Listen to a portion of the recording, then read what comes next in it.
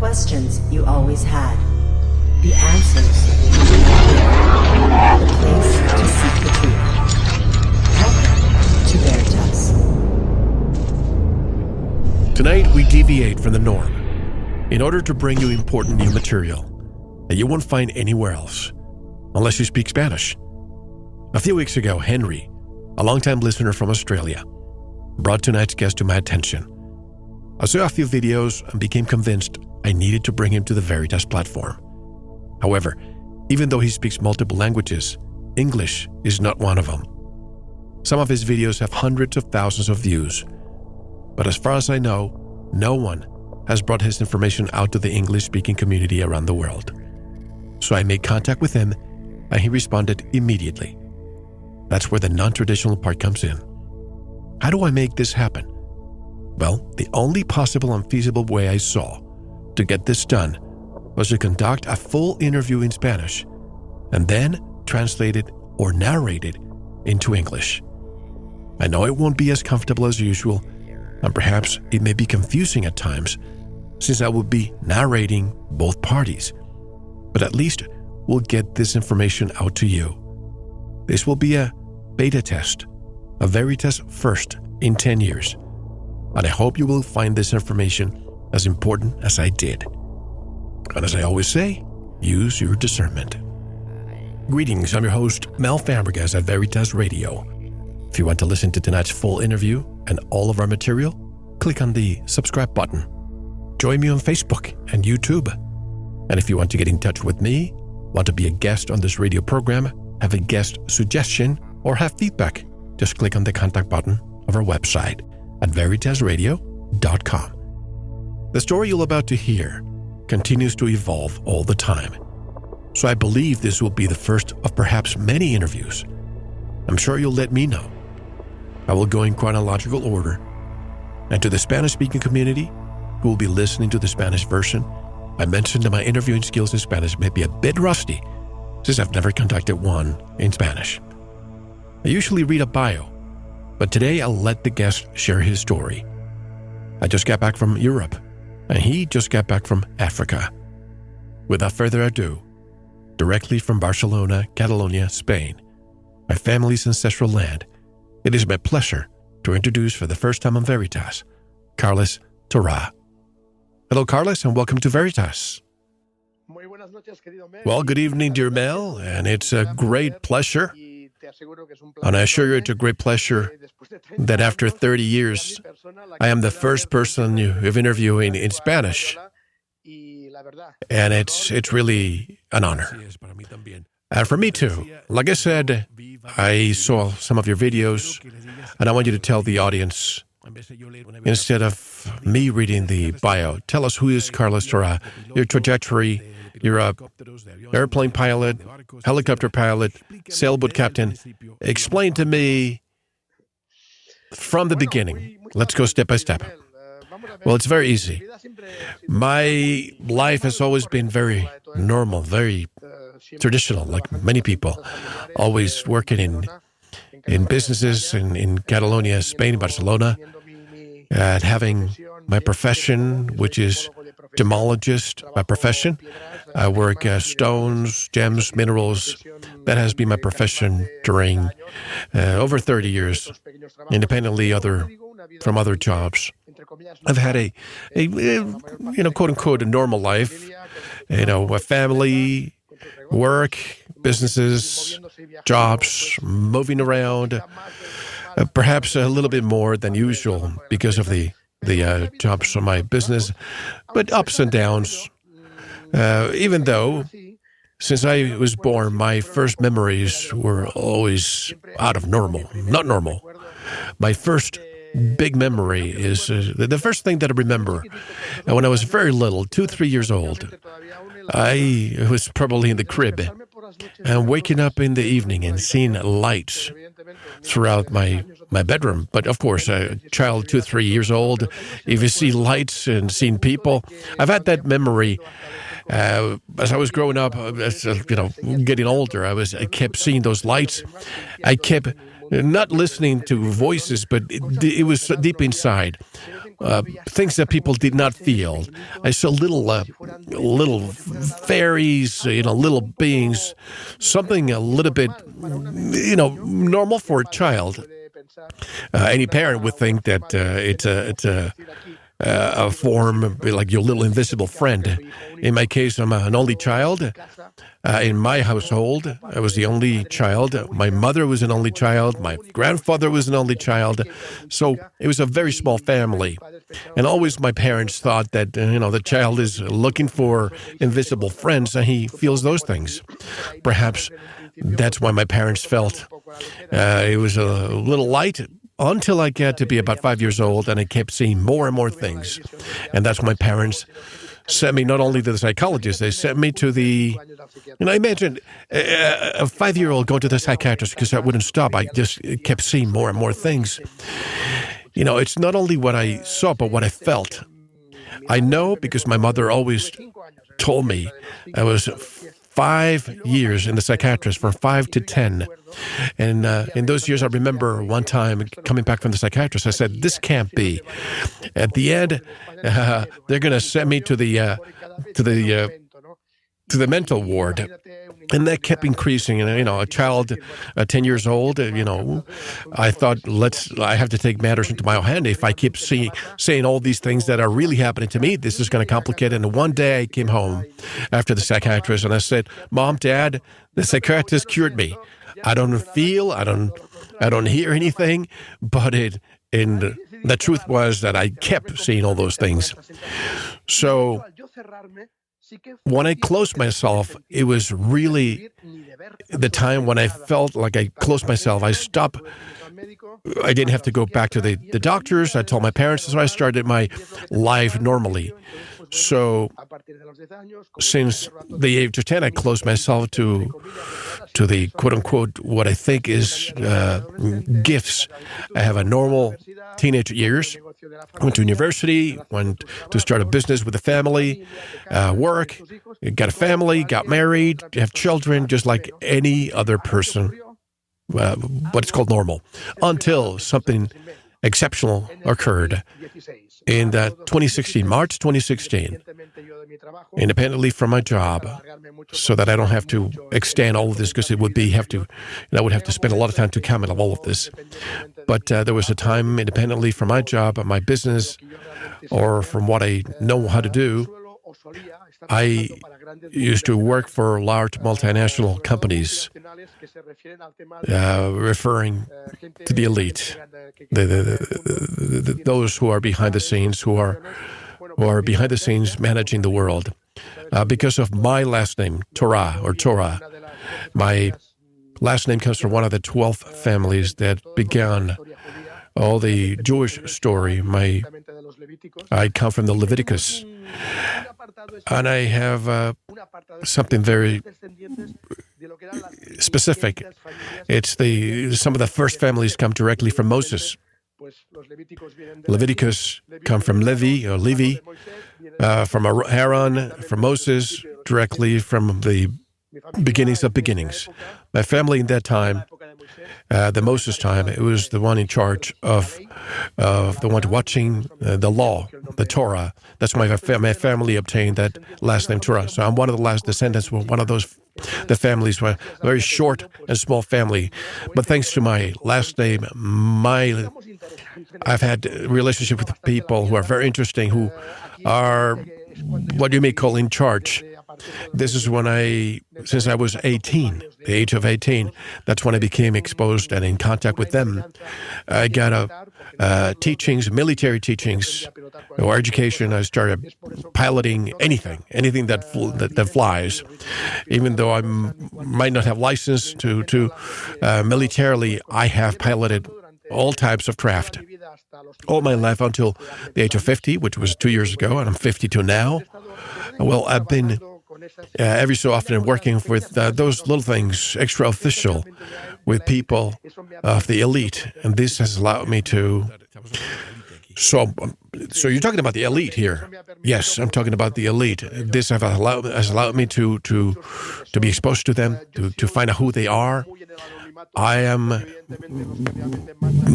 operating anonymously because they they want all these families to remain anonymous. But I decided to work with them.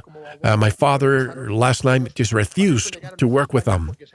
They went to Spain. That's when they arrived to Spain. They started hiding so that the elite wouldn't find them. They found me at the age of 18. Well, imagine, at 18 years old, when they offer you everything. So I just fell on my feet. And what do you want to do? And because of that experience, I learned a lot from them. It was an age, and I have to choose a side, the side of good or the side of bad. There was a time that I had to decide. Clearly, I have to tell you, Mel, I had to choose and decided to work for the light. Many people who know me now that I'm giving conferences all over the world still think that because I am who I am and because I come from where I come from, that I still work with the elite and I'm disinforming or giving disinformation to the people.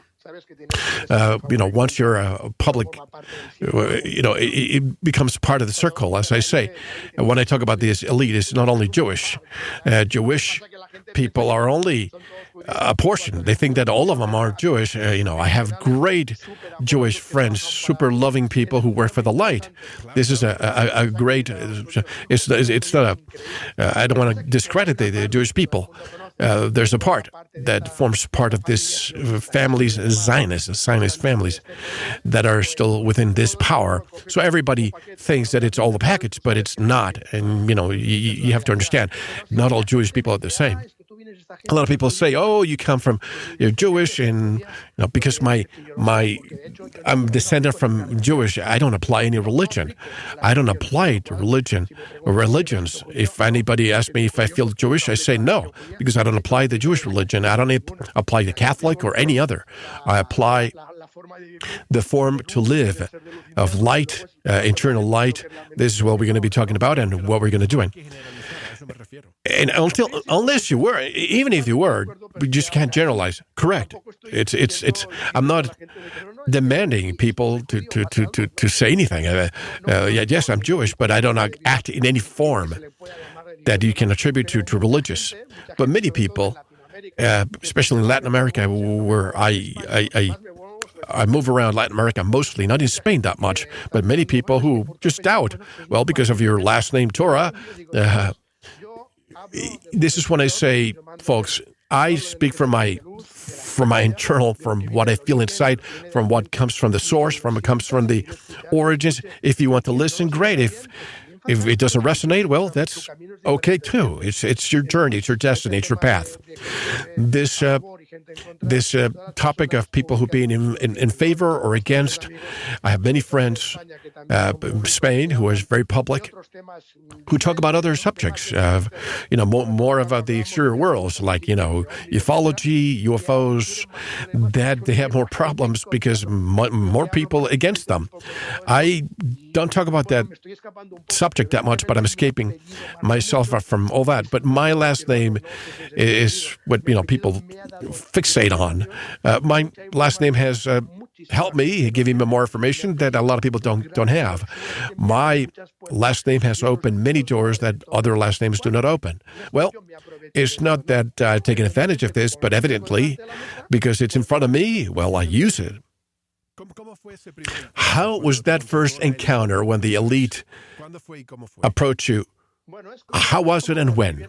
Well, it's like if the military comes and recruits you. When you are an adult and they come to recruit you and they come to say, well, you know who you are.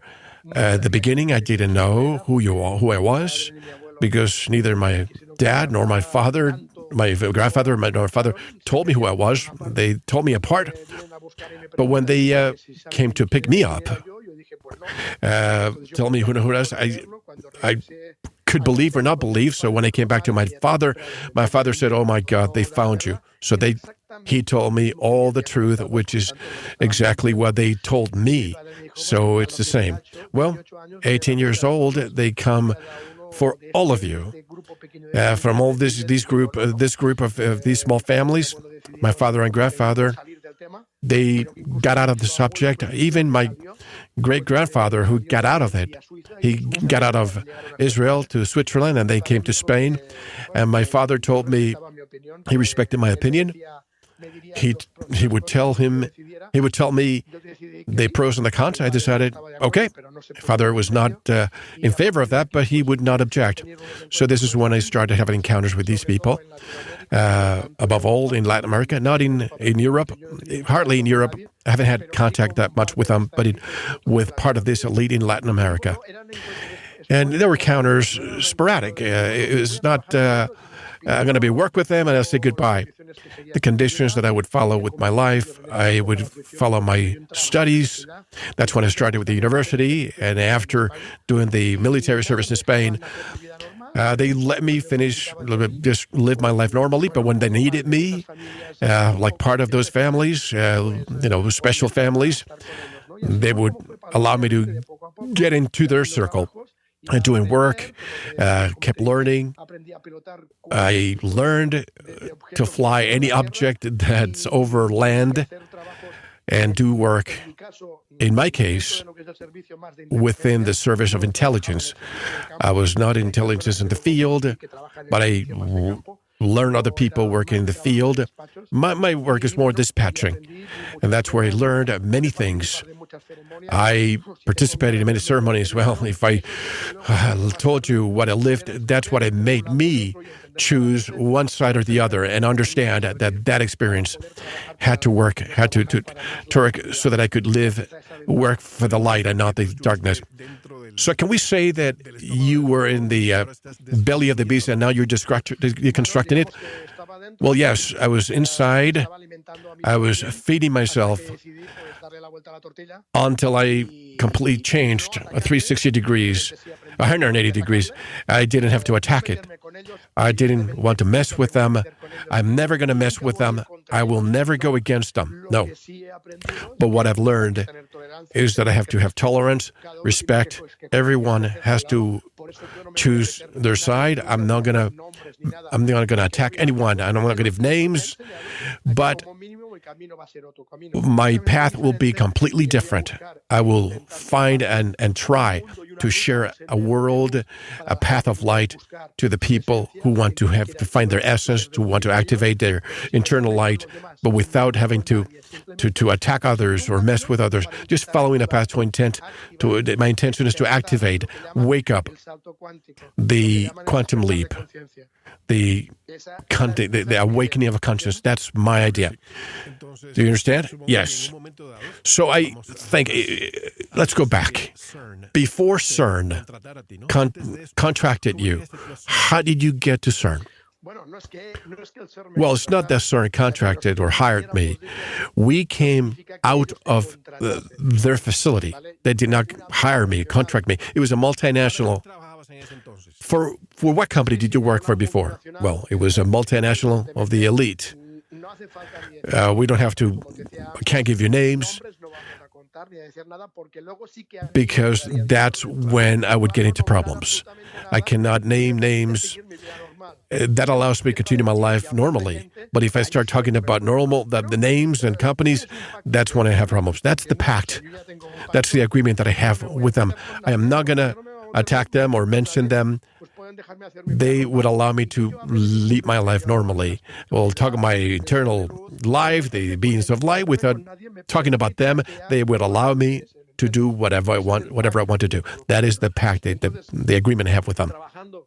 So working with this multinational from Switzerland, we left from CERN, where there's have a secret base, and that's from them the trip arrive in Antarctica to do a normal job, a small job. There were some climate beacons we got from Geneva, Switzerland to Antarctica. That's because that's one of the operating bases that operates for this multinational elite company. It doesn't have to do anything with CERN, or perhaps it does. But that I know, it does not. Let me ask you, before we continue, why are there so many countries that have signed an agreement, a UN agreement with the Antarctica.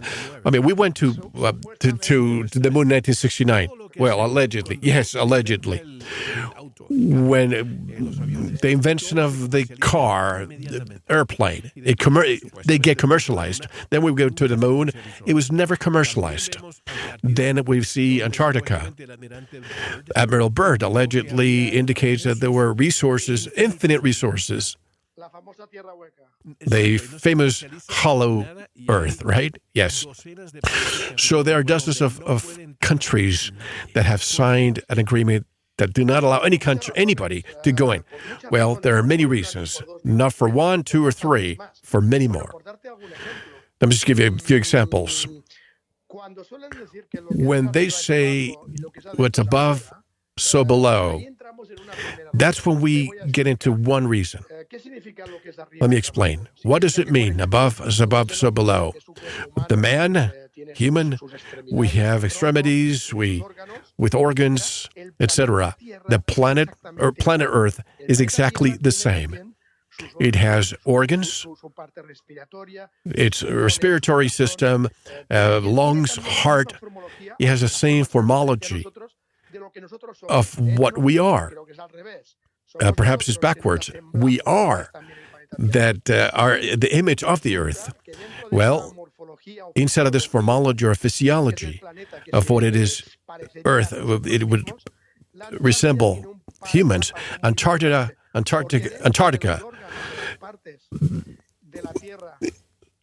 within the organs of parts of the Earth is Antarctica, because it is the brain of our planet, which is our brain, which is in our head. The terrestrial part is Antarctica. And this you can confirm. Let me give you this example. If you take a picture of the human brain seen as a profile from the side, and we take a picture of the Antarctica and put it side by side, and we take the cerebellum, it's an implant. It's another very interesting topic that it was inserted to us in order to hybridize us. So the Antarctica, it has the same form of the human brain. And if you see the part of the Antarctica of the horn, if it would be above the ocean, it would connect to the Andes. It was the link that goes into the spinal cord, and if we unite this part of Antarctica, that horn of Argentina, we put it to the Andes, we would see that the Andes plus the Rockies, it's the spinal cord of the planet. This is one of the reasons why the Antarctica is so close and prohibited and forbidden, is because a lot of the great information of the Earth is stored in that brain in Antarctica. You can actually go to Google and type Antarctica and brain, and you will see one of the first images that you will see is this photograph. You can see it's the same form. This from one side. Another side, it's the subject of water. Inside of the containers of water in Antarctica, there's stored one of the most pure and healthy waters in the world. And this is why the elite are looking for these aquifers instead of looking for that essence of that water. Would you say it's the fount of youth? Well, we could find that's the case, but we can find it something else. But the water that's in Antarctica, the same in the Arctic, these are very important pieces. Just like in other parts of the world, there are great underground rivers that if you knew them, and we would have water that would healing waters. They know about it. The rest do not. This is another reason why they don't want countries or people go to Antarctica. More reasons? Well, we're going to open another Pandora's box. It's the extraterrestrial subject. I've always said, and I've always advocated, and I say this actively and passively, we cannot leave the planet and no one can enter the planet, and I'm talking about right now, the planet is closed, is sealed. We have not been to the moon. It has been a hoax. The planet has some kind of a shield, if a cosmic plasma, that if any living being goes through it, you burn. It's like fire has the same molecules. The fire are altered and the plasma is alienated or lined up. But if humans try to go through a shield of plasma, it would burn. What about machinery? Can it go through? Yes, machinery can go through. They can. If somebody asks me, but the man has sent machinery to the moon. Yes. Occupied by men? No. Machinery? Perhaps. I cannot confirm nor deny, but humans cannot go through this shield. This is right now. But thousands of years ago, yes, you could go in and out. But when the planet closed, it's the same planet that it was auto-protecting itself. This is another very important subject. When the planet is self-protecting itself, when it closed that shield, all the beings that were inside, when they wanted to get out, they could not leave or exit the planet. This means that thousands of years ago, we have civilizations, extraterrestrial civilizations living among us. The majority are living inside or underground. This is another very important subject, the extraterrestrials. As you said, Mel, Admiral Byrd in the 1950s, he went his famous trip to Antarctica. It started the famous story of the hollow earth. Perhaps he found a passage for internal worlds or underground worlds that became sealed under our planet. These beings are principally in the parts of Africa. This is one of the reasons why I was in Africa this week and Antarctica. I'm giving you some reasons of the why those who are in charge of this world do not wish anybody to go to Antarctica. Well, I don't want to go too forward. I want to go back. When you went with CERN the first time into Antarctica, that story, when you found a cube, take me from A to Z. Well, that's a story that I remember when I was given the first interview, approximately a year, 2 months when I started all of this. They gave me an interview. YouTubers, we made a video, 3 videos, 2 hours each. And I remember when I finished the recording, I said, how long? 2 hours. Well, I couldn't even explain a quarter of this. So if you say for me to explain from A to Z, I would have to try to explain this the best as I can, because we could be talking for one full day. When I do conferences, well, I just want to tell you and the listeners that our purpose is to disseminate this information. So in the future, we have to conduct more interviews. You know, this is your home. Well, thank you, dear Mel. Thank you. Well, I was saying that when I go around the world to give these talks and these interviews, I always take 2 days, because one full day we explained the trip, and the second day, it's 9 hours to explain that came out of that. But let's give you a summary. The important part of the journey, we were recruited from Switzerland to do some work in Antarctica. In my case, it was a group of 8 to work with 2 military helicopters. There were American helicopters. The brand was Bell, transformed into bigger because they were military transport. So they formed a group of 4 people in each helicopter to bring back some beacons. That's what they said. They were apparently malfunctioning, these beacons. No problem. We're going to be there for a couple of months. If things are complicated, we could be up to 3 months. Or if the weather was great, then 1 month. And with the helicopters, go get the beacons. And there are pieces that were to determine the winds, climate, whatever they work there in Antarctica. So that's what the work. That was the job. They put a mobile base We went to two bases, one an Argentinian base and a Chilean base, and the more oriental, the continent of South America. There was 3 mobile bases with 3 Hercules aircraft. They came to South America through Europe. They just put a base in one day and dismounted it in one day. Incredible. The reality is beyond what you can think of movies. So we did our job. Everything was going well. No strange or supernatural. There were 10 beacons until we finished the first 9. When the last one, the 10th beacon, the first 9, we got them in 1 month. We thought, well, let's just go home. Well, they met with us a day before regarding the 10th beacon to let us know that the 10th beacon had something very special. So when you're in this group, just like when you're with the army, they always say, when you have a mission or when you have a job, no questions, don't think, just listen and follow orders. So they start to tell us that last beacon, that last piece, had a few problems. Not the piece, but the place, the location is the one that was furthest from the base.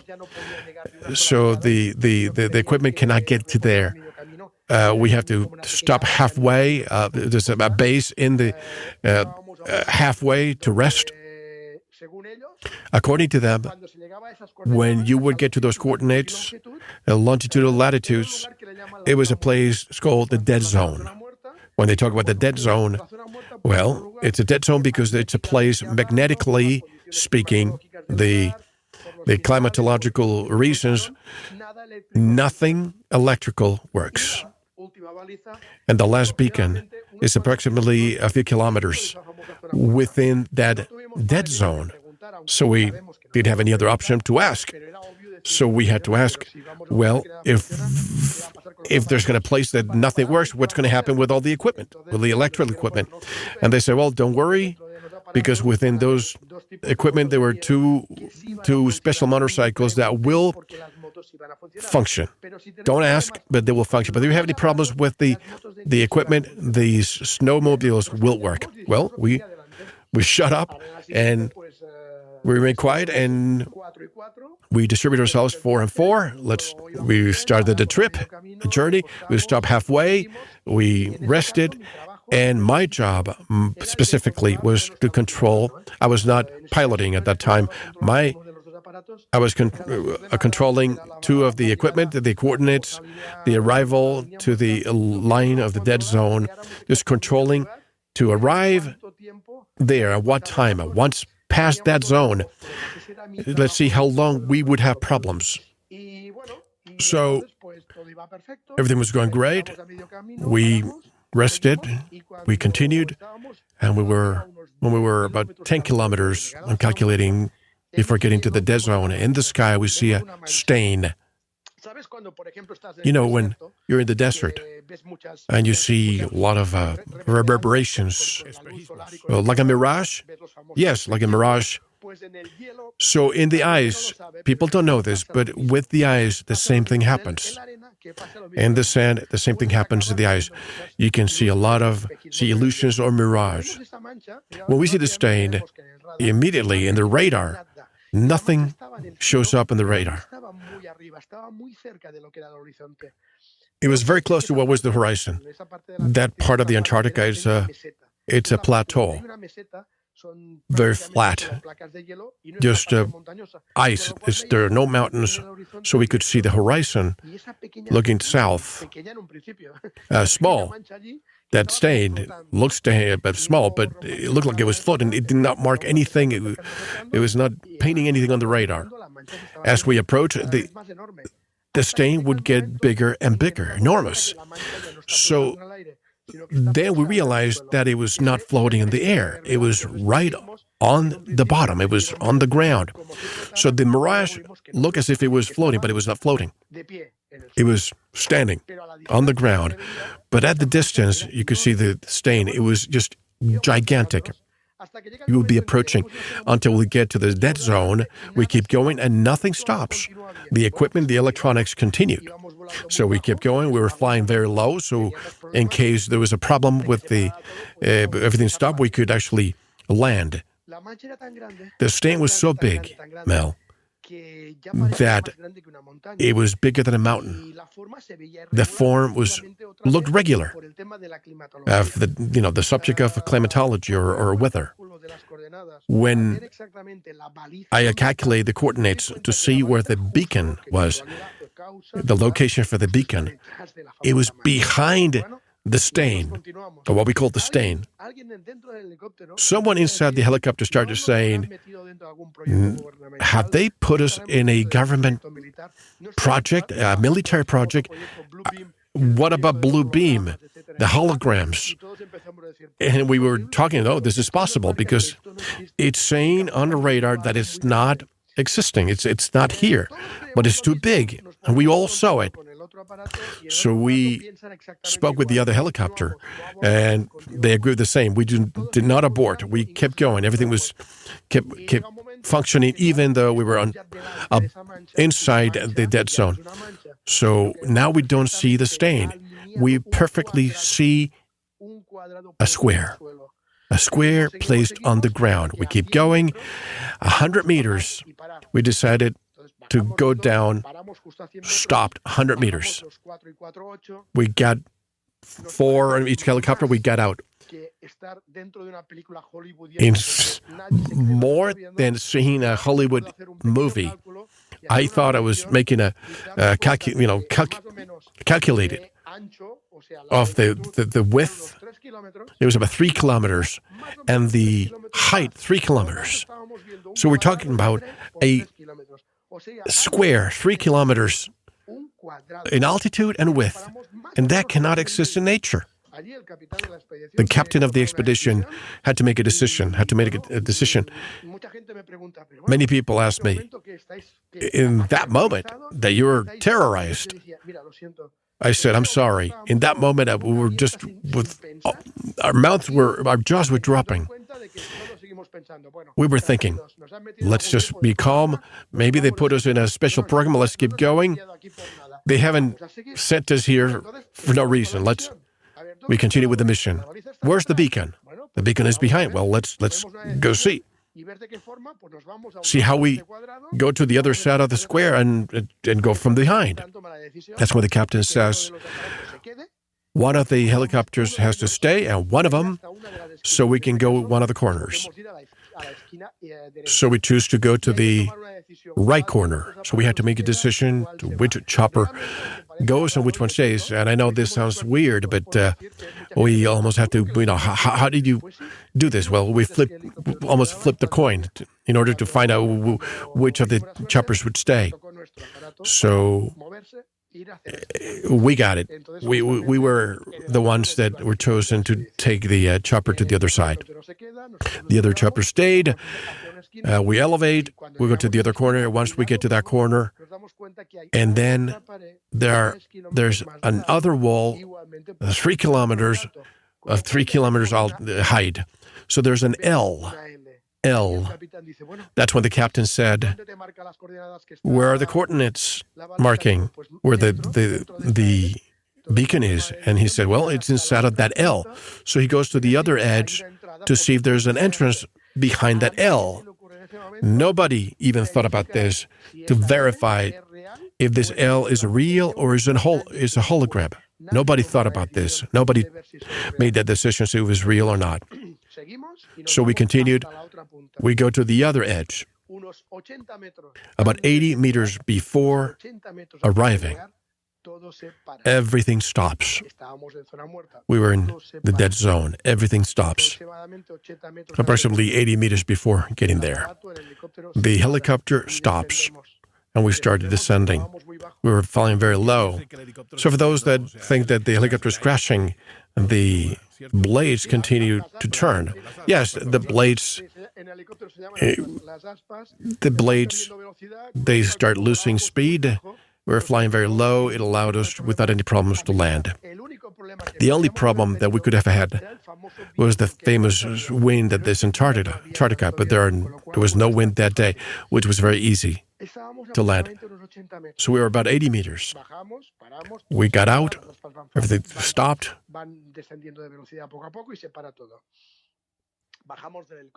We got out of the helicopter. Well, we had those special, quote-unquote, special snowmobiles. We were about 80 meters from the other corner. So let's get the snowmobiles and let's go there. We'll find out how to return. We got the snowmobiles, two and two in each, and the snowmobiles did not work at all. We got out. The two people that were behind us were two technicians. So we asked the technicians to check the engines to see what was going on. That's the first part that's very interesting of this journey. When they opened the engine, they found out that it's a color, an engine color blue full of water tubes. And they realized it was technology non-terrestrial. That's why they said, with snowmobiles, they said, get those snowmobiles, dead zones. They were supposed to work, but they did not. So we found out there was a technology right there that at least we don't know.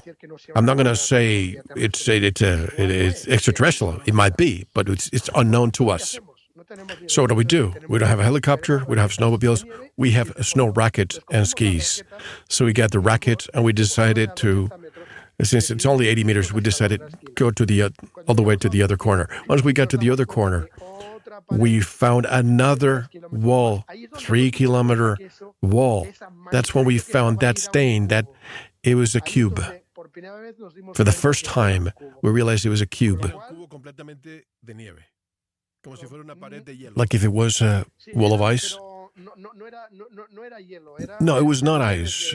It was from the 100 meters where we were, you could see a structure, a silver color, like aluminum, silver. It was not too shiny. It was not too dark. It was bright, but it was not ice. We couldn't see ice. It was not normal. We could think it was an ice curtain, but that's not the way we saw it 100 meters away. It looked metallic to us, but also it looked strange. So at that moment, it's when we thought this is too much. We just forgot about the beacon, we forgot about the job, and everyone panicked. And that's when one of the two technicians completely panicked. He fell on the floor and he started vomiting white foam. He became a cataleptic state. It was a very complicated moment. When I shared the story, I share it very quickly because it was hairy. The technician collapsed. We have to tie him up to the sled. He was having convulsions. From that moment, we saw a small cloud approaching. It was a cloudless sky, very sunny. And we saw this cloud approaching us really quickly. And we thought, oh my God, what's happening now? So when he went above the helicopter, he left the helicopter completely yellow. When we were running back to the helicopter, we found out that cloud was pollen. And there were clovers, green clovers, not that many. It was clovers and pollen. That's when I tell the captain, the story of Emerald Byrd. Could it be that we're close to the hollow earth? And that's when everybody started getting mad at me, saying, come on, let's not stop with stupid stuff. Because evidently, not everyone, you can't talk about this stuff with everybody, but this is not normal. That's when things start happening, until a moment, so that I don't have to expand too much. Let me go to the important parts. But there was a moment that in the middle of the discussion, we noticed a small light appear in one of the corners of the cube. And we thought, wow, what's going on? A light that keeps getting bigger, and 3 silhouettes came out of that light. And all of a sudden, those 3 silhouettes started advancing toward us. From far, they looked as if they levitated. They were levitating towards us until about 50 meters before approaching us, they stopped. They were not levitating. They looked like three beings that were walking. About 50 meters, they stopped. But I saw three beings, the humanoid form, but not human beings. At 50 meters, we could discern clearly they had the humanoid form because it's pure energy. It makes that energy movement, the morphology, the humanoid form. And we noticed they had this tunics. They were wearing tunics, but the tunic was open. We found that their body had this energetic of colors like red, orange, purple, and yellow. It looked like sparks. And the tunic that would cover them a little bit. That's when the first moment when I feared for my life. I said, that's it. We're not leaving alive from here. And that's when we had the first contact. It was a telepathic contact. No sound, no conversation. It was a telepathic contact. They told us it was very complicated to interpret the communication, but the message came the same to all of us. The technician was tied up to the sled. He didn't receive anything, but the other three of us, we received a message where they're mad, basically telling us, get out of here. We've told your superiors, do not send anybody from your group. This is a forbidden zone for humans. Get out of here, go back to the helicopter. We're going to make that when you go back to the helicopter, it will function so that you can go back and don't come back until we say so. Our job here has not been done yet. It's not finished yet. We don't want anybody to return until we have finished our job and we have left. The three beings just said that. They turned around and they went back to the interior of the cube. The light closed and the cube went back to normal. I remember that at that moment, nobody moved from the three of us. I think it took us minutes to react. We couldn't even talk amongst ourselves. I think that this reaction is normal because we were just, it was a state of shock, each one their own way. But it was a moment in which the captain quickly go back to the helicopter without saying anything. When we started running to the helicopter, there was a moment when I said, Captain, I'm not sure what you think, but somebody has to approach the cube and touch it. Somebody has to find out if this is real or not. We can't go back to base and explain a story, a fairy tale story, and then for everybody to say, was it true or not? So I thought this to the captain. I would think the captain would be the one who would have to verify if this is true or not. And I remember the captain just looked at me. I was behind him. About 10 or 15 seconds without saying anything, without only looking at me, until the moment he said, would you want to know if it's real? And I said, well, we need to find out. He said, I'm going to give you 5 minutes. 5 minutes so you can get there, touch it, find out if it's real, and come back running. So he sent me, if I wanted to. If I didn't want to, okay.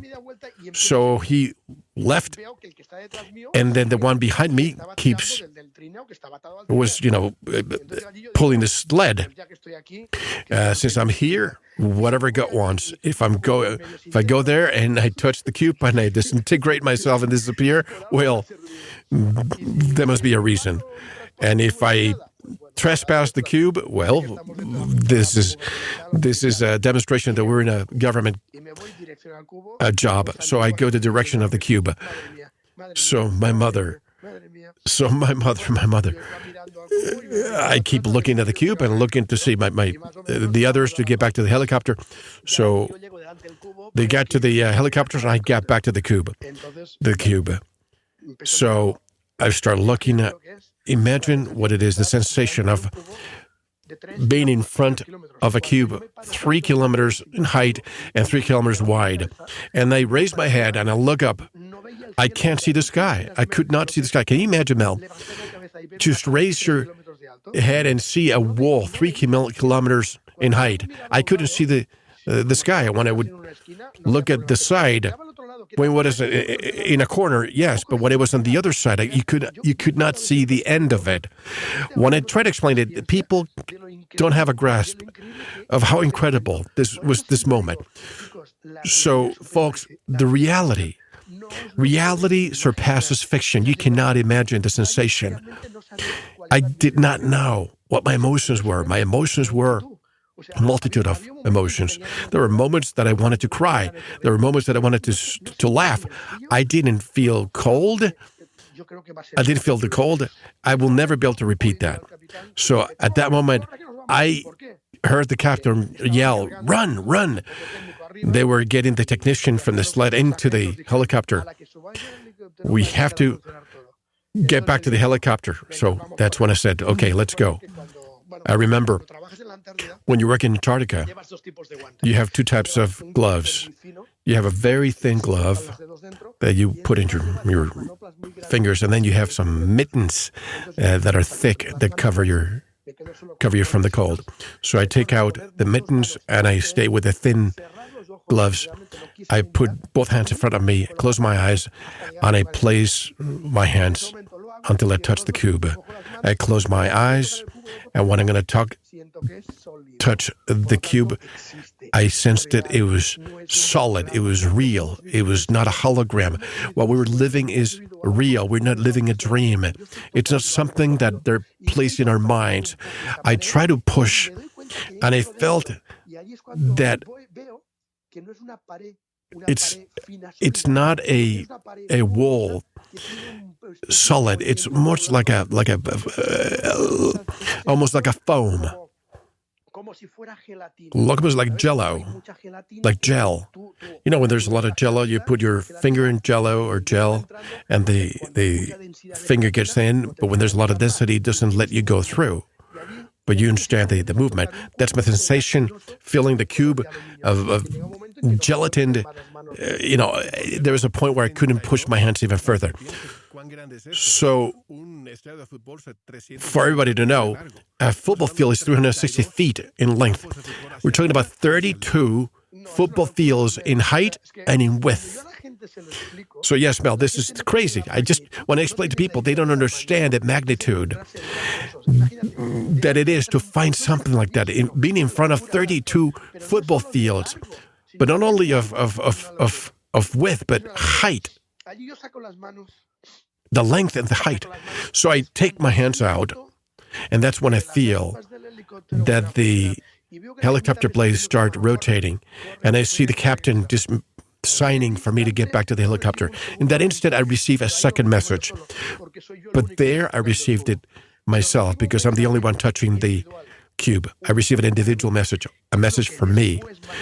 That's when later it's allowing me that I can do this work that I do now, because then I've understood of the why of this journey.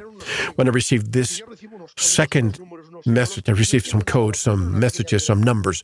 I start writing them in a notepad. I'm writing them in a short piece of paper because I realize when we get back to base, they're going to take it away from me. And if I don't have it, we're not going to be able to interpret this. And it was a notepad from one of my daughters that I always keep with me. I wrote it on a piece of paper so that if I saw they take it away from me, I put a piece of plastic under my tongue in case they take it away. So I write down everything that they give me. I don't understand anything. I get back to the helicopter. You think they asked me about what happened? Nobody asked me. We just wanted to get back in the helicopter. We got back to we went around one of the other corner, and that's when we went to the other helicopter. Is that when you touched the cube? Was it cold or hot? That's a great question. Nobody has asked me this question. It was neither cold nor hot. I could not explain it. There was no temperature. And then later I found out that cube was an object of fifth dimension, not third dimension. So this goes beyond our comprehension. So it was fifth. If it was fifth dimension, how could you sense it? Could you touch it? I'll answer that question later. When we got to the first helicopter, we noticed that the four participants or occupants of the first helicopter, they had the same experience. They had seen the light, three beings, and they had received the same message that we got. The only difference that no one from that first group went to touch the cube. Therefore, I was the only one who received that message, in addition to the others. When I received the second message, my intuition said that somebody else received the same message, but not sure because nobody told me. But I got the same message. We went to the helicopter, we went to the half base, rested, we went to the base, and they were waiting for us. And they treated us almost like terrorists. They took us from the helicopters running. They took the 8 of us. We went through the radiation showers. They took all our clothing. They separated us. Never again were we placed together again. In 48 hours, they sent me to an island in the Indian Ocean. There's an American base there. They interrogated me again. They sent me to Switzerland. I returned to Switzerland. They interrogated me again at the same place where we left off from CERN. I think they did the same thing with the others. They separated us from the moment that we got to the base until I returned. Then I had a conversation with the elite to let them know. And this, I haven't told you this, but when they came to get me when I was 18 years old, my job with them was supposed to be until I'm 50. And after 50, I was not obligated to work for them. In March of 2016, when this occurred, it was 1 month that I turned 50. So when I got to CERN, one of the people that interrogated me was one of my old colleagues. So I said, don't forget about the contract. I've done my job. Don't worry. I'm not going to talk about anything. I'm not going to name names. I'm not going to just say anything, other things that I saw in Antarctica. I'm not going to say anything. And then I asked, but can I talk about the cube? I feel that there's nothing to do with anything. Well, you have a contract, a confidentiality contract. You cannot talk about this, that. But the cube, you can talk about the cube. You know why you can talk about the cube? And I say, why? Because no one on the planet will believe you, because you cannot show any proof. Why? Because many people, weren't you documenting it with film and photographs? Oh, I took video and photograph of everything I've been talking about. You think that once we get to the base, they didn't take that away from us? Of course, they took everything away from us, everything. Not only the clothing, everything that we had on us. But when they sent you there, allegedly for a beacon, was that a pretext so that you could see what was inside the cube? Or what was the main reason? My last name, my dear. Let's go back to my last name. My last name gives you a few gifts, which is what I told you since I was a child. So what is my gift? What is my gift that my genetics, my DNA, gave me by having this DNA? I'm an activator. I activate people, families, businesses, homes, places around the world, minerals. I'm an activator. I'm a universal activator. So they know of my gift. They know what my last name can provide. So I found out later what they really wanted by sending me this, sent me there. They sent me there to see if I could get into the cube. That's what they wanted. Something else that I haven't told you. When we received the message of leaving from here, they said we were the 6th group to have been there. There were 5 other expeditions. We were the 6th expedition. I'm not sure. I don't know the people that went in the other journeys and the 5 previous expeditions. But in the last one, they sent me to see if I could have the capacity of as an activator to see if I could They interrogated me, and I let them know what we lived and nothing else. Okay, so this is your last job. Don't worry. We're not going to bother you anymore. Quote unquote, you are retired from all these jobs, and if you want to talk about the cube, just don't talk about the technology. But you can talk about the cube. And that was it. What they didn't know is that I did get inside the cube, even if it was a few seconds. Oh, I didn't know that. Well, this is when my authentic stories begins. This is what I'm doing now. Ever since that expedition, those letters and symbols that they gave me in the second message, a good friend of mine, a cryptographer from Geneva, Switzerland, after 2 months, he deciphered, and it was coordinates and a date. They sent me to Costa Rica. In Costa Rica, they sent me coordinates at a determined date, like Carles, not like a person who works with them, like an individual. At that moment, I have to make the decision. Do I go or do I not? So, okay, I'll go. So when you got in the cube, was it later? No, it was at that time. It's just I haven't shared that. So I get to Costa Rica, I go to those coordinates, it's a cave. And one of my gifts as an activator is that I can see the dimensional portals. I can detect them. I can see the elliptic form. I don't have the capacity to get inside, but I have the capacity of getting in energetically. So when I see a portal physically, I sit next to the portal, I concentrate, and it's almost like an astral journey. So I get in,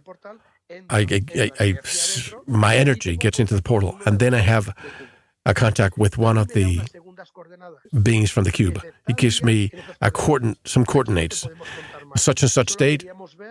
We just wanted to see if you could do a quantum leap, to see if it was important. We wanted to see if you were really able to get to here. Since you were able to get to here, we gave you a secondary encounter. So it gave me more coordinates. Then I go to Central Africa. I accept to do the second trip. I go to a desert, another cave just like the Costa Rican one. I see another portal. I go inside energetically, and that's where my history begins. And the second portal in Africa, I see energetically another cube of a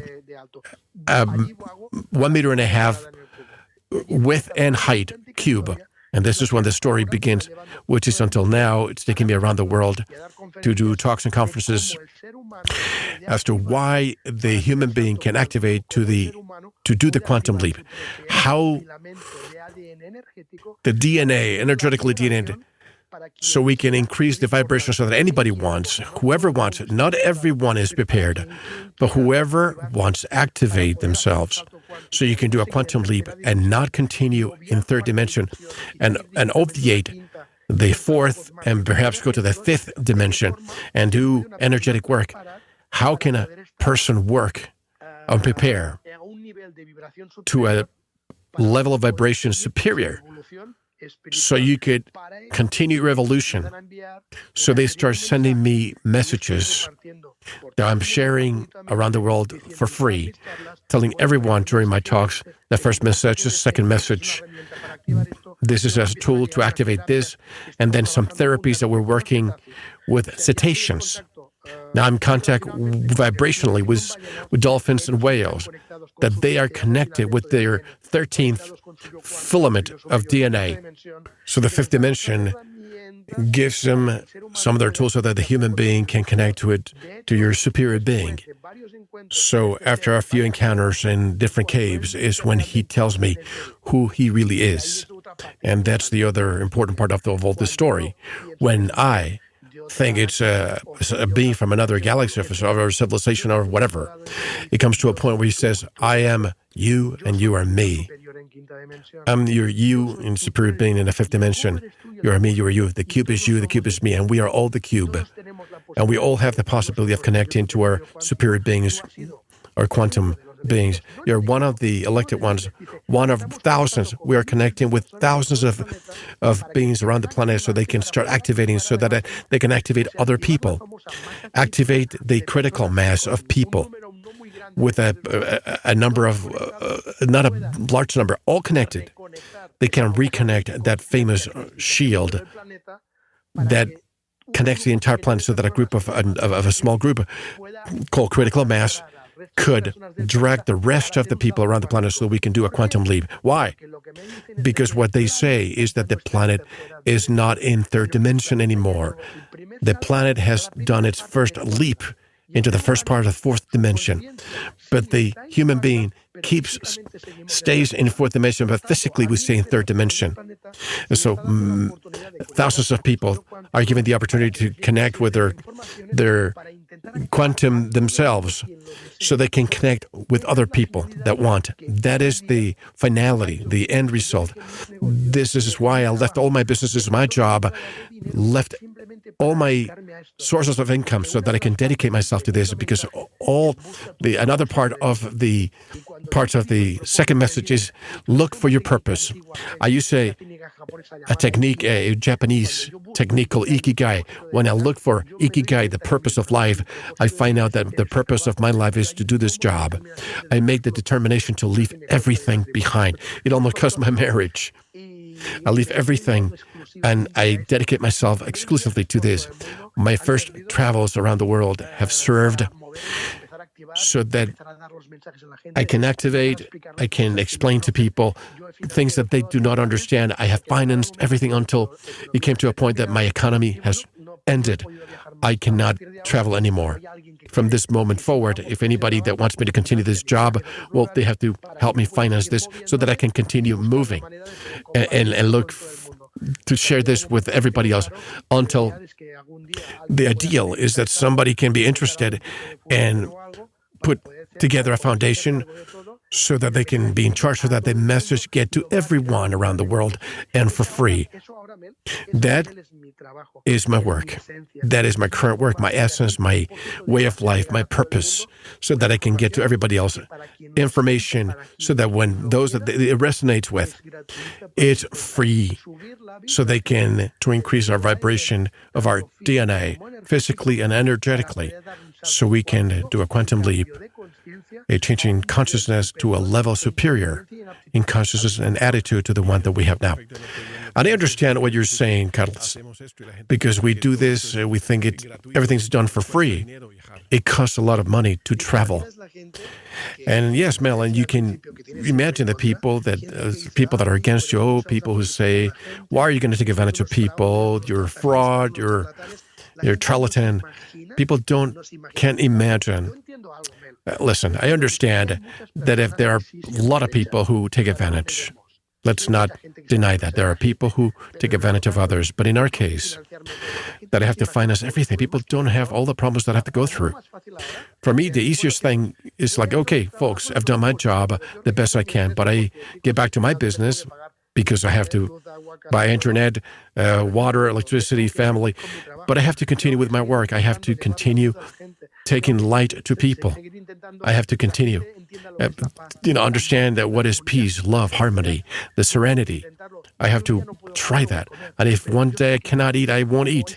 But I understand that it's work for light, for the benefit of the people. The abundance will come. So that's why I'm not worried. I understand. Perhaps I'm stressed because it came to a point that I have nothing else. Nothing financially so that I can move, but that doesn't worry me. Yes, and we'll live in a paradigm. People have to understand we have to live in a paradigm where it costs to have a roof over your head. It costs to eat. It costs everything. We have families, wives, children. But people don't understand that. And yes, but I want to tell you, I'm very fortunate, Carles, that I have real listeners around the world that usually, when they listen to something like this, they come to me and they ask me, what can we do? So if you are listening, folks, you have the contact for Carles. And segment 2, I want to ask you a few questions. What did you see? If you can confirm and confess what you saw inside the cube. And also about the cetaceans.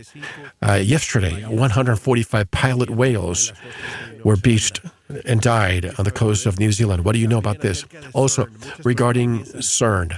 Many people think, what is CERN? When I think of CERN, I think of billions of euros invested into something to collide protons. Higgs boson at a cost of $13.25 billion. This sounds science fiction. What is really CERN? Also, when I talk about your contacts, the messages that you have received. Before we take a break, how can people get in touch with you, your internet page, Facebook, etc.? Well, I'm going to respond. No worries. No problems. That's part of my job. That's why I'm going around the world to answer everything I can. So to contact me is very easy. Social media, I'm using social media. I'm using my name, Carles Tora, or Navegante Celeste. A lot of people will call me Navegante Celeste, which is Celestial Navigator. It's for the reunification of the 13 wise tribes, so we reunify all the wisdom that has been dispersed around the world. One of my encounters with the Mapuches in Chile, of the Andes, when they saw me arrive, they said, "It's been years that we've been waiting for you." Amtu, we've been waiting for Amtu. Who's Amtu? I said, "Oh, you." So I am Amtu. In the Mapuche language, it's Celestial Navigator or Navegante Celeste. So a lot of people that were with me started calling me that. So I liked the name, the nickname. So Instagram, Navegante Celeste, Facebook, both Carles Tora or Navegante Celeste. My email is navegante.celeste@gmail.com. I used to have my website, which is carlestora.com. I've stopped because I want to reopen it, rebuild it until better financing comes my way to naveganteceleste.com so that everybody can communicate via the website. That's the best way. I've formed some groups, WhatsApp, around the world in different countries. People are writing to me, and Facebook. So everybody's around in different countries. Telegrams also. So I think if there's something that is very complicated, and as a public person, I try to do everything I do is to answer. I'm very open to be there because my goal is to activate, to wake people up, and the best thing to do is to have form all these groups around the world. This is the best way to be contacted. Just like you said at the beginning, when you sent to me a message at the beginning, you answered it immediately. Remember? Yes, of course I remember. And this is for the people who speak English can be open to this material.